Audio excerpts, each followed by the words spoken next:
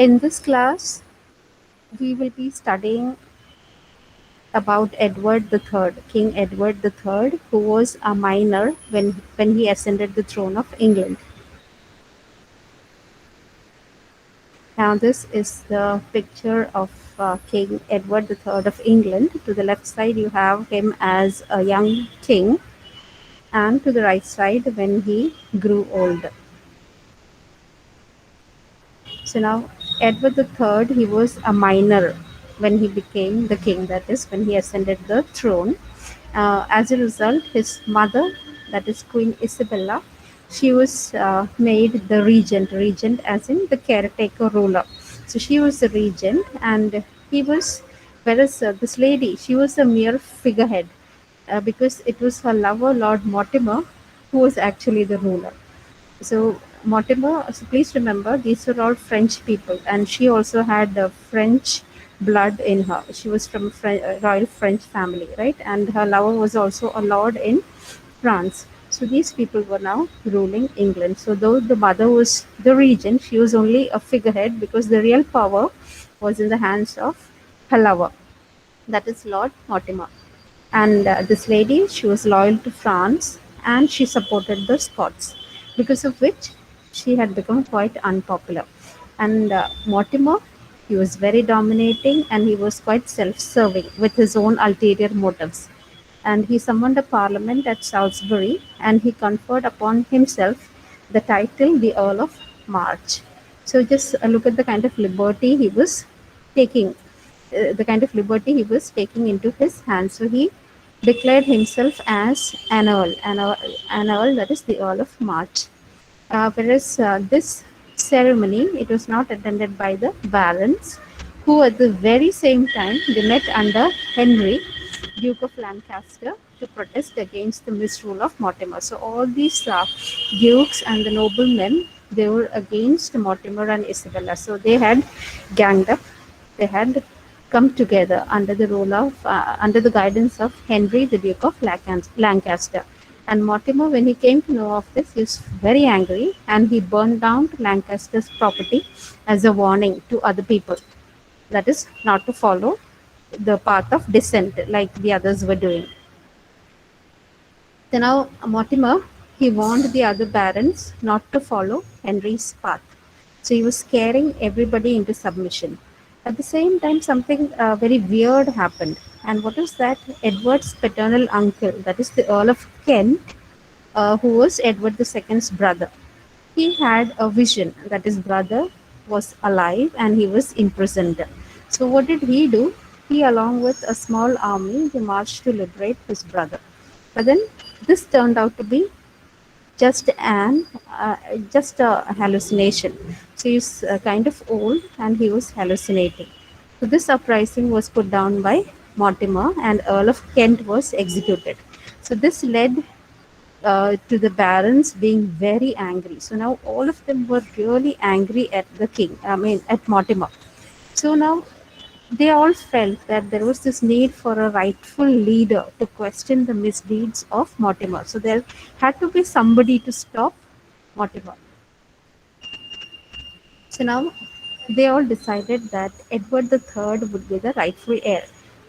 So they were actually waiting for this young man to take charge, to take power into his hands and throw these people out. So all these dissenters who were against Mortimer, they rallied around him. So they all supported and they all started considering Edward III as their leader.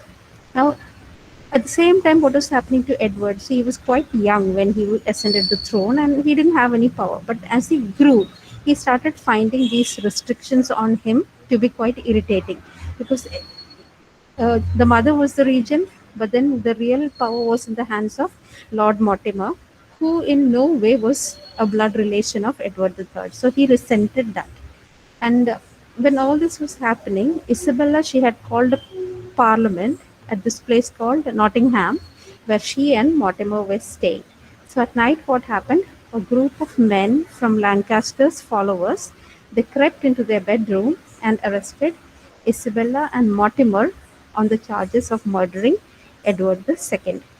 So now Mortimer, he was hanged, and Isabella was condemned to life imprisonment. So just as these people had done to Edward the Second, the everything comes full circle here. So they were also arrested.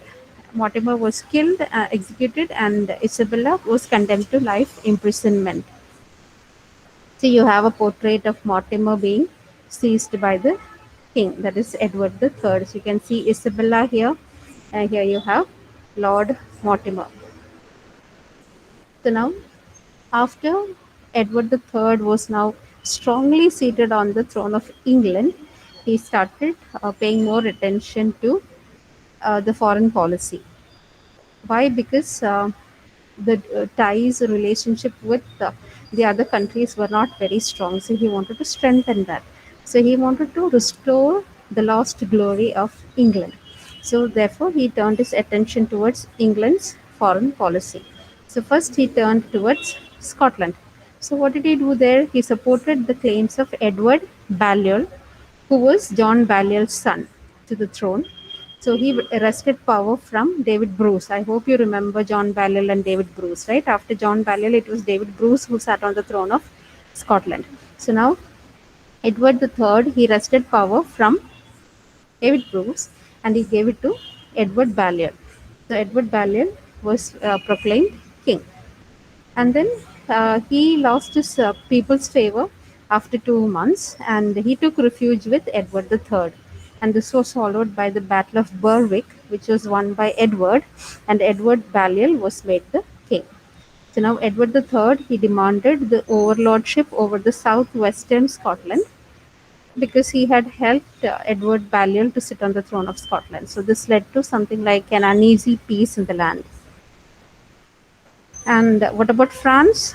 The relationship was quite troubled and strained during the time of Edward III. So, one reason was this wool trade. And what was this wool trade all about?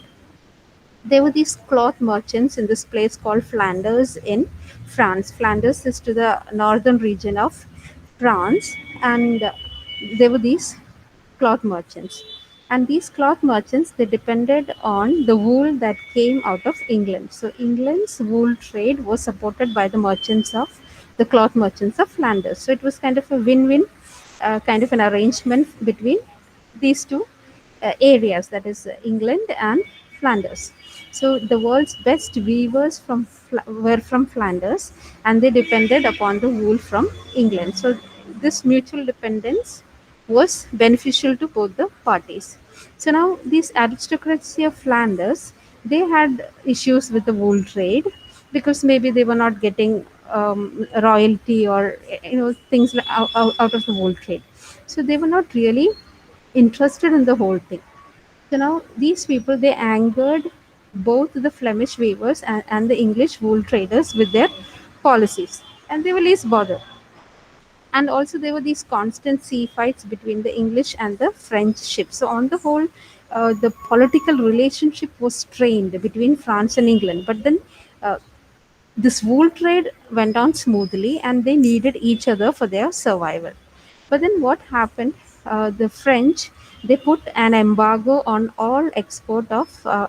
Sorry, this is the English king. He put an embargo on all exports of English wool. That is, the king, he banned export of wool to Flanders. So this led to an economic crisis in Flanders.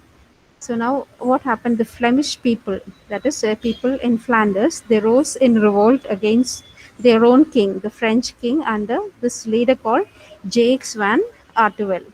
And he was supported by Edward III of England. So there was dissent and revolt in Flanders, and this was stoked and supported by the English.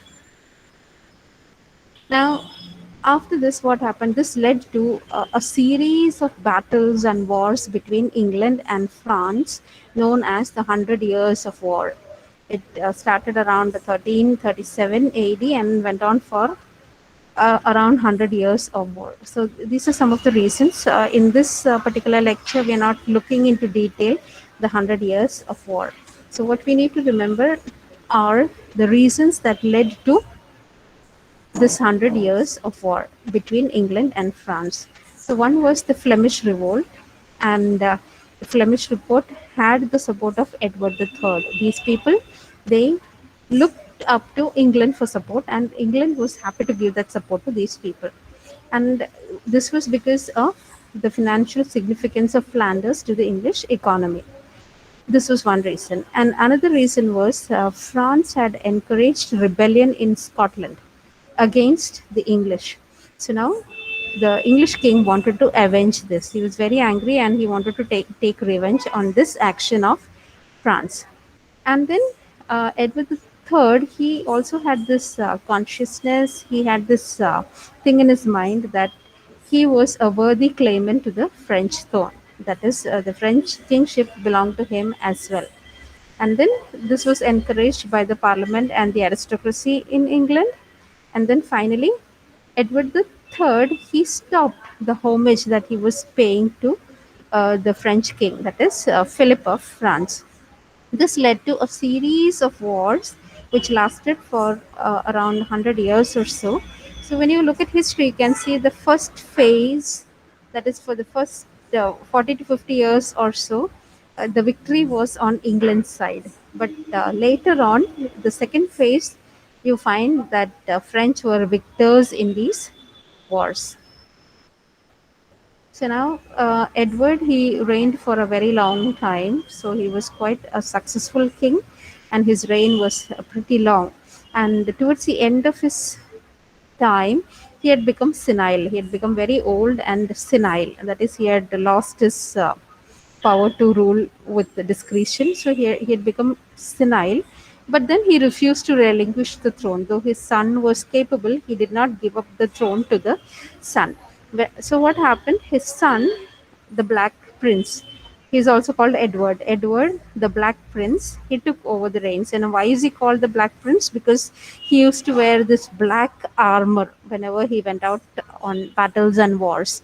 So he was called the Black Prince. So he took over the reins, and though his father was on the throne and he was technically the king, it was the son, that is the Black Prince, who ruled the kingdom.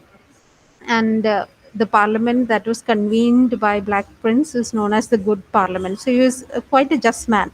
So we have references to the Good Parliament of the Black Prince, and he uh, proposed many reforms, and the grievances of the people were redressed. You know, all these kind of grand plans were there in place, but all these things had to be abandoned due to Black Prince's untimely death. So unfortunately, he died quite young. He could not continue with the rule for a long time.